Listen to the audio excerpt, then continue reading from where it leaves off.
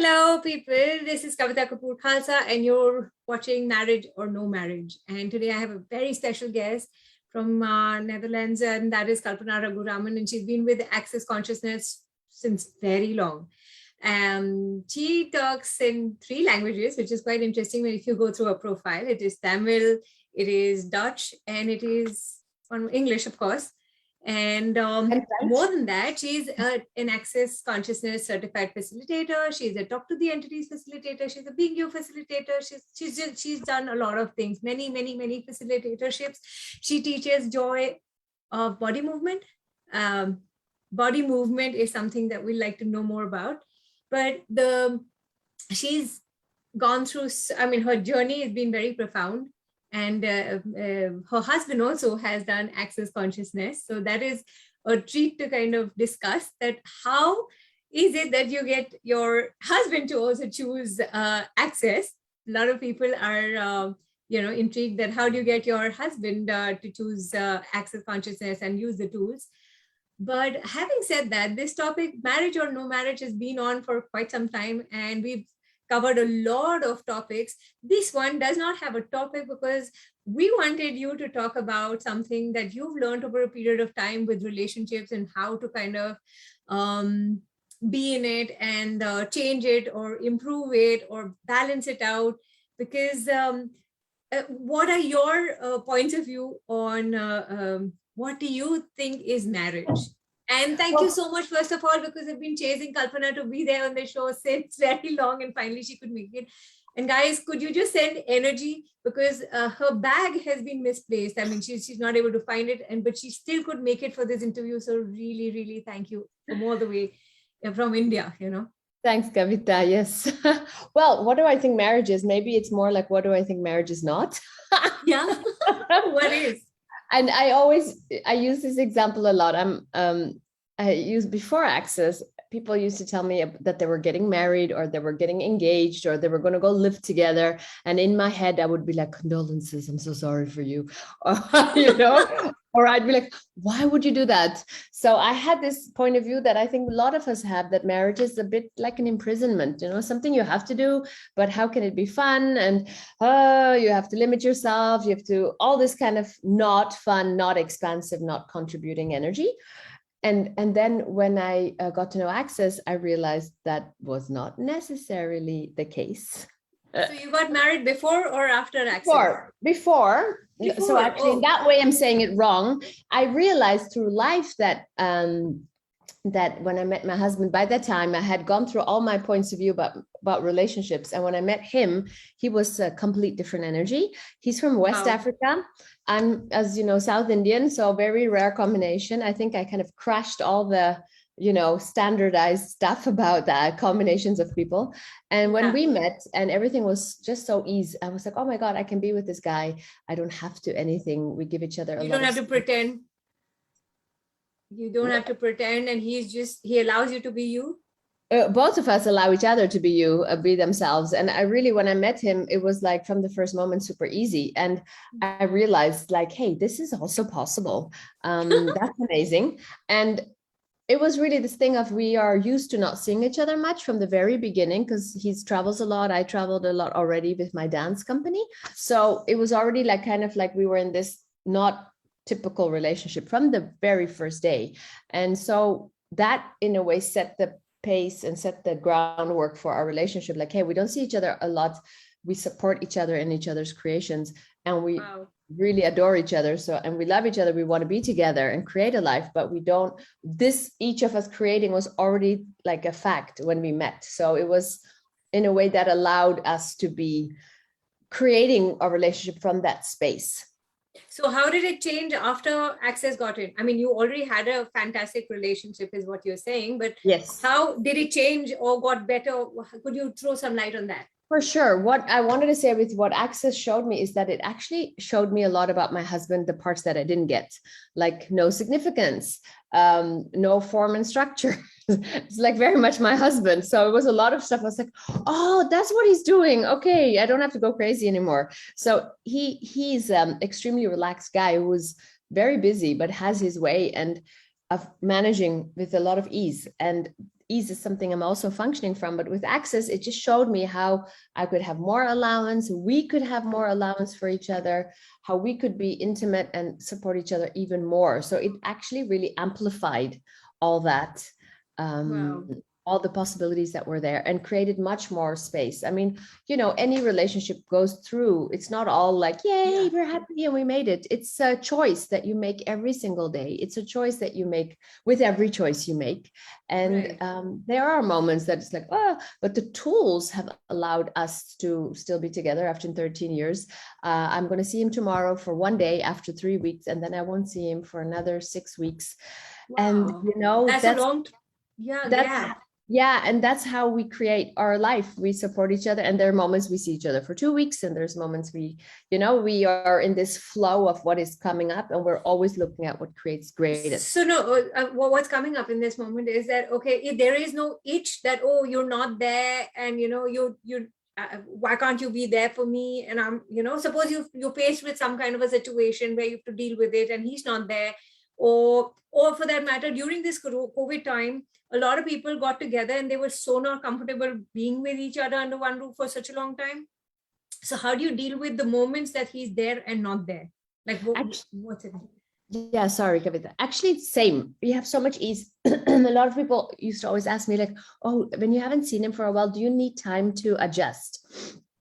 Actually, we are really connected. So when we don't see each other physically, you know, sometimes we say we talk more than people who live together, because we make sure we find each other on the phone. We make sure we connect and catch up. So there is nothing taken for granted. When you see each other every day, you're like, yeah, okay. And then you don't even really talk, you know? So this is one thing. And so when we meet, it's not, in a way, there is no distance? Separation, there is no distance, but there's also there is nothing to balance or refine, because we never lost each other, basically. And so it's just like, oh yeah, you're here. Now you have a body. And oh yeah. You know, like it's really that. We're constantly, we're super connected. And if somebody is not present or creating a distance, the other one will be like, hey, you're really far. Or like, hey, like I remember he used to tell me before Access, like, hey, I can't find you. And that was actually his way of being like, where are you? And it would be like, and then with Access, I was like, oh, I need to just make myself even more expanded and include him. And as soon as I would do that, he'd be like, oh yeah, cool, all good. So it's just information. So this has been a way already for us. And then with Access, it just made it so much more ease. Wow. No, so what about the body needs? I mean, if I may bring that thing. Sure. Like we are not always. Yeah, we are not always not seeing each other. It's there's just moments of intense busyness. Like now is a season of projects where we are both traveling, but then we also really, we want to see each other. We want to make time for each other. So we go and look, like we go visit each other. We go, or like when he comes for a day, we go for a trip to you know, so we make it special. So we make sure that we have that. It's really an adventure. Like I'm together with him since 2017, like 14 years. And it's like, still it's like, okay, well, you know, should I come there? And then we can do this. And then I go back and then, so it's still like full of adventure and excitement. 2017, you said 2007. 7. Yeah. But it feels like yesterday, isn't yes. it? I mean, that's a beautiful way of recreating your relationship on a daily basis. Exactly. So how does one deal with the fact that if in a relationship, there's one person who's taken for granted, and how do you, like, you know, what would you advise or suggest to such people in a relationship when one is taken for granted and the other is kind of trying to manage or be the hero of the relationship, that I have to be there and it's okay if I'm taken for granted? How does one deal with that? Well, in our case, if any one of us does something, I remember sometimes I'd be like, there's a lot of conclusion in that, basically, right? If you're like, I'll take, so it's a bit like, I never asked you to do that. I remember sometimes I'll tell him like this and this, and then this and this. And he's like, I never asked you to do that. And it's like, fuck, no, he didn't ask me to do that. It's a lot of conclusion. So we function from a lot of managing the other person. If we do it this reality style, it's like, oh, he probably wants that, or she thinks this. And it's like, when you ask, you can talk about it and change it. And so it's communication is the key, is what you're saying. in our relationship, I would say, like, if I use my relationship with my husband, communication is totally key. And when something is up, I immediately, it's like, hey, it might not be like immediate because you're asking questions and seeing what you're aware of. And then when it's still there, it's like, hey, honey, this is up in my world. And not from accusing, because that never works, because then the other person brings their barriers up, but like, bring your barriers down, go, hey, this and this wasn't really working for me, or I know this is bothering me, and from a space of vulnerability. Right. Yeah. So how do you kind of also manage the situation of being led and being the leader? Sometimes you want to lead in a situation while you also want to be led by the other person, that you take over. Like, how do you strike a balance with that? It's a total dance. There's really moments where, like, it's the willingness to really be led, and to lead. So some moments it will be me go like, okay, like me, for example, I'm like the travel agent. So like, if we're going to do any trip, it's like me, I'll be like, hey, should we go there? And I'll organize everything, but he will be busy with something else. So it's really the willingness to be vulnerable and let the person take you, and be willing to be the leader and be like, hey, we need to change this. Let's change this. So like, for example, if we're looking for a house, it might be my husband who goes like, hey, honey, I found this thing. Shall we go? So, but if you're like having a point of view of like, I am this in this relationship, you're fixing like a position. But when you're dancing, you're just looking at what's required. Beautiful. I mean, how you met, like, because you're also a dancer, and how you've integrated that in your life. So your life and your relationships have become a dance. Totally. That's beautiful. So, okay. And you guys are from different fields, right? I mean, different industry, like what you're doing, what he's doing, unrelated fields? No, he's also an artist. He's a director. So we do know each other's work, and that's one of the things we love to share, like talking about what we're creating. So that's a common thing. It's a convergence there. But how do you, what would you advise people who are from unrelated fields? For example, if somebody is a doctor and has late night hour, and there's a housewife there sitting waiting for him to come, and then he suddenly has an emergency, so she doesn't get what he's going for and stuff like that. So unrelated fields, what would you suggest to such kind of couples? I would say, first of all, like, if the person you're with is doing what they love, look at, like, that's so important. Like, coming home and sitting with you but unhappy is not going to create a happy situation. No. So really look at what is that person doing what they love? Is that creating greater life for them and therefore for you guys? And then what can you be to support that? And there will be moments where you're like, honey, this is not working. I haven't seen you for like forever, or you just don't make time. And again, it's a thing that you need to flow with.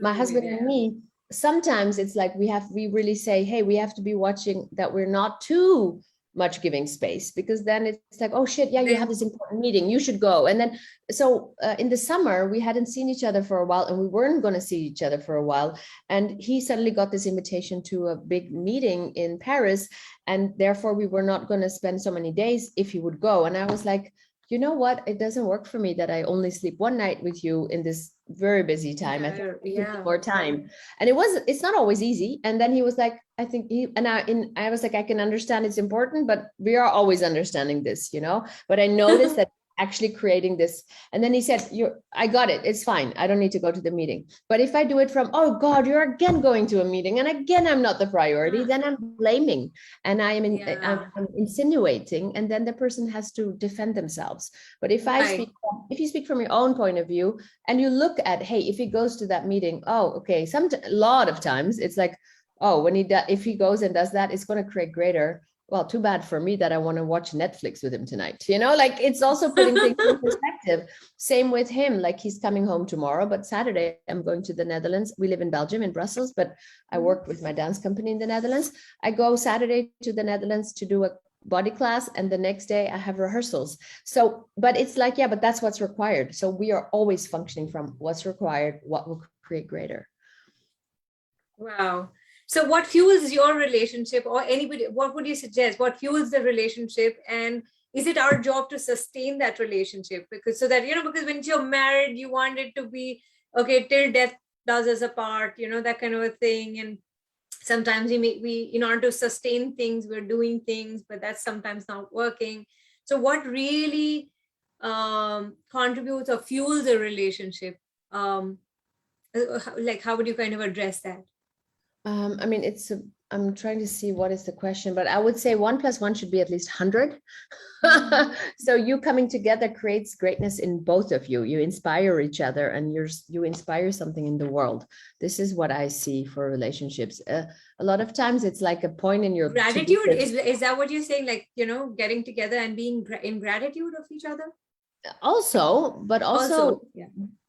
I would say this energy is also like creating something together, not having like, oh, I need to have a relationship on my to-do list of my life, because that's a destination I have to reach, but really being like, hey, this is creating greater. We are inviting it. When I'm, some people say, oh, he brings out the worst in me. Not that one. It's like, hey, like this person inspires me to be greater, and I inspire him. Oh, I can relax with him. He doesn't judge me. I don't judge him. So there's 5 elements of intimacy that we say in Access, but it's really also like together you are more, and I am not less without the other person. So he's not your weakness, but he's more like your strength, because when you come together, you become stronger. You are already great. Just the person allows you to be even greater. Greatness. Greater. So no, but you got lucky, because if you know about Indian couples, well, I didn't get lucky. You did, because in India, the scenario is pretty different. You don't even know what you're getting into because of the arranged marriage concept. In such a thing, a lot of people are just really pulling their marriage, rather because now they have children and stuff like that. So it's very toxic. And in such a scenario, do you suggest that they part ways, or like should they work on it or work on themselves and kind of create a different reality? I definitely cannot answer that question because it's super complicated and it will be different for each situation. It is. But it is really looking at, like, we have so many conclusions. Now that I'm married, I have to ... And of course I cannot leave him because of my grandmother or what the neighbors will say. And it's like, if you're willing to ask the question, hey, if this is my life, which it is, by the way, what is going to create the greatest, and what can I choose now that I have not been willing to have it in my menu of options, because I've already concluded I have to do this. Means I have to leave him or I have to keep him, kind of a thing. Or there are only 2 choices. And it's also really asking questions like what's required, and it will be different. But when we function from no choice, then we are lying, because there's always a choice. But a lot of the choices that we have, we just don't like them. So we don't even allow them to exist in our world. If you start to see, like, I could leave him, I could not leave him, I could stay, I could choose something different. But it's like, really ask questions. When arranged marriage occurs and things might not be easy, doesn't mean, like, if you have like what we call love marriage in India, it can be super toxic, because people right, it is not, there is no formula. There is so many expectations, so many projections, so many conclusions, so many judgments. And when we are willing to drop those, that is when really creationship occurs. That's when you start to create together. Otherwise, you're just holding on to this form that you must have. And like you said, you have kids, so now you have to. You don't have to. I mean, there's thousands of people who are not having a marriage and are having kids, and there are thousands of millions of people who have done the other thing. Everything is possible. Everything is possible. Everything is possible. Don't use past choices as a prison. True. So because there are a lot of people who are now rejecting the institution of marriage because of whatever they're seeing around them now. So yet it's like, from the point of view of resisting marriage, and they're also going in a FOMO that I'm going to be alone. So there's so much of pressure with no marriage. There's so many people who are like under pressure. They're marrying just for the sake of getting married, because now biological clock is ticking, so you must get married, otherwise you can't produce children and stuff like that. Versus, oh, I'm going to be all by myself, but I don't want to marry, but I don't want to be alone. It's a very stuck scenario for those people who are single and who are suffering. Who really don't know where to go and what to do. Well, I would say I know this one because I was 30, I think, or 31 when I got married, which is very late for a, a year girl. And so, and I got into like all kinds of, every time I had family, I was like, oh, yo, getting, hammered about how I should really settle down. But it's like, you have to be willing to become clear with yourself about what you want. Everybody will have their own desires for you and their own expectations, and it's none of their business. If you are willing to have your life, you need to be honest with yourself. Am I going to do it because I don't want to be alone? Fuck, what a great reason to be with somebody. No. Would you want somebody to marry you because just they don't want to be alone? That would be terrible. So are you willing to be enough for yourself? You have to be willing to be enough for yourself. And you have to be willing to be needless. And from that needless space, do I want to be with somebody? Not really. Or yes, that's exciting. Go from there. As soon as you go from need, you are literally destroying. Yeah, that's a beautiful thing that you just said. Being needy creates a sense of insecurity, and then you want to hold on and latch on and all. But do you really need a reason to kind of get married, or it just could be a choice? No, you don't need a reason for anything in your life. Everything's a choice. But the thing is, we have learned that there's this reason, like, oh, like biological clock, or my parents, or, expectations, all my friends. But none of that is important. If you are not, you have to get clear with yourself. If you want a baby, tell your body to find a person that will help you make that baby. I mean, it's actually really simple, but we go into all this head stuff, right? Yeah. And I don't want to be alone. Why not? Do you not like yourself? Then why would somebody else like you? True. So these are really big questions to ask. And I invite all of you guys to ask those questions, because I found my guy. By that time, I had asked a lot of those questions, and I keep asking those questions. If there's any moment that I am aware that I am needing him, I will work on myself, because I am the one who's choosing this, not his fault. Right? You have to go back to yourself. And if you don't want to be alone, get over it, work on it, be willing to be alone, like yourself. Why would anybody like you if you don't even like you? And then, oh my God, it will be so fun to share with somebody. Ask for that person to show up.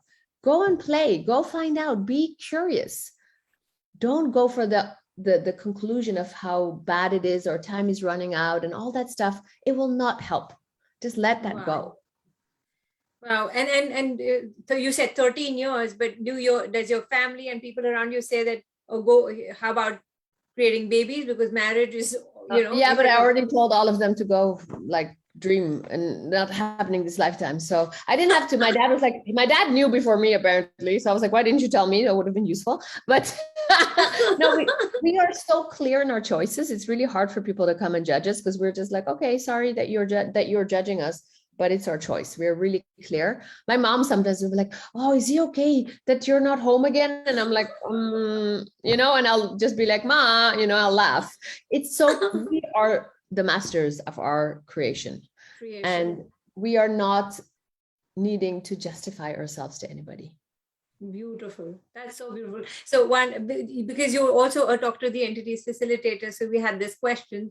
When it's a very happy-go-lucky couple, a lot of people, and if something goes up or down, do you think psychic attacks and black magic and stuff works and can really impact a relationship? Nothing can work. In going haywire? They only work if you're having judgment. It doesn't. Of each other? Of each other, or your world, black magic? And in your world, black magic doesn't work. Black magic is done by pathetic, weak people who are just cowards, who don't want to be powerful and great. They want to bring people down. So all of that stuff is just where you victimize yourself. And you find a reason for why things did not work is because of this, so that you can be the victim always, right? That's how. Well, also, black magic works if you are having a judgment. If you don't have a judgment, there's nothing for that to stick on. The black magic has to grab onto a judgment. If you are not having judgment, great invitation to work on not having judgment. It will not work. You can go and try to attack away, but there's nothing to attack. There's only energy, space, consciousness, and choice. Where are you going to hang that attack on? It's not going to work. Yeah. So how do you that's so beautiful. And I want to talk a little bit about your dance thing, so that that if that could be an invitation to people in India, how do you kind of integrate that with bodies, and what kind, is it a particular form of dance, or It's just the movements. Can you talk a little more about that? So I have studied, my mother was one of the first persons in the Netherlands who had a Bharatanatyam dance school. So I studied for a long time and I performed and toured in India and all that stuff. And I was always curious. So I started to create my own language where I mix different styles. It's not fusion, it's really a blending of different perspectives.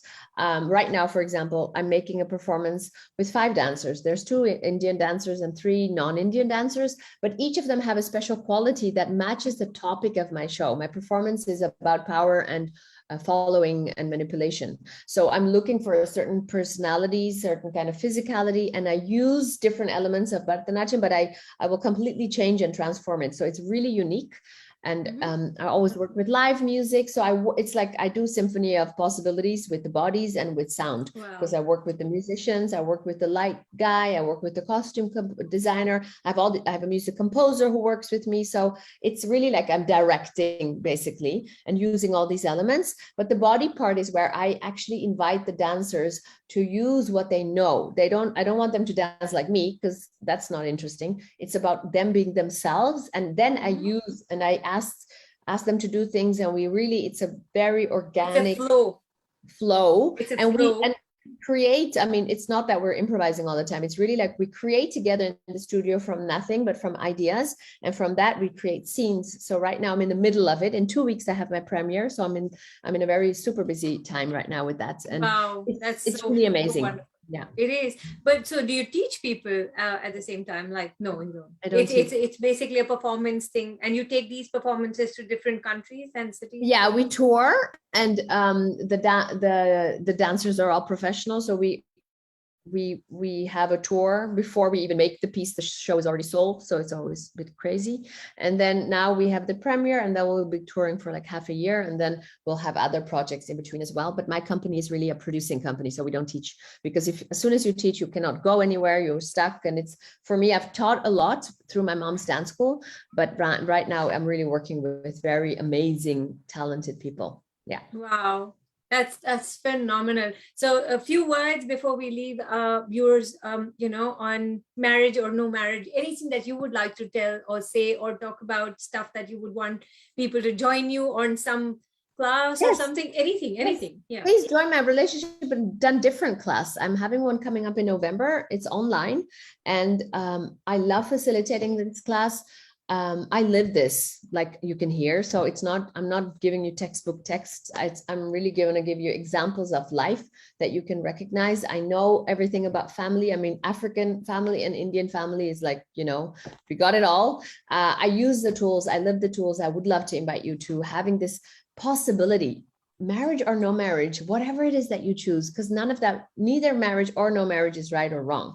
What is inspiring you, and where can you be great, and where can you evolve? And if that marriage that you're in is not working anymore, it's okay. It doesn't mean anything. You didn't make a mistake. Be grateful for all the times you have had together and move on. If you're not in a marriage and now you want to choose, you didn't make a mistake for not choosing up to now. Right now it's changed. And so how does it get any better? Allow yourself the gift of choice, and don't judge whatever it is that you've been choosing. Wow, that was super. I'm getting goosebumps. That's amazing. Thank you so much, Kalpana, for showing up despite your busy schedule and losing your purse. I really send you energy that you may find it. And I'm going to go organize myself now. Yeah. And people, if you would like to choose, she's there in Belgium, Netherlands. You can find her online. We'll put her details there. Yeah, my name.com, basically. It's easy. Kalpana.Raghuraman.com. Kalpana.Raghuraman.com. So very simple. Please get in touch and book your sessions with her for the classes that she's facilitating, because she's just amazing. Thank you so much, Kalpana. Thank you. Thanks, Kavita. Thank you, everybody. Have a good one. Good evening. Bye.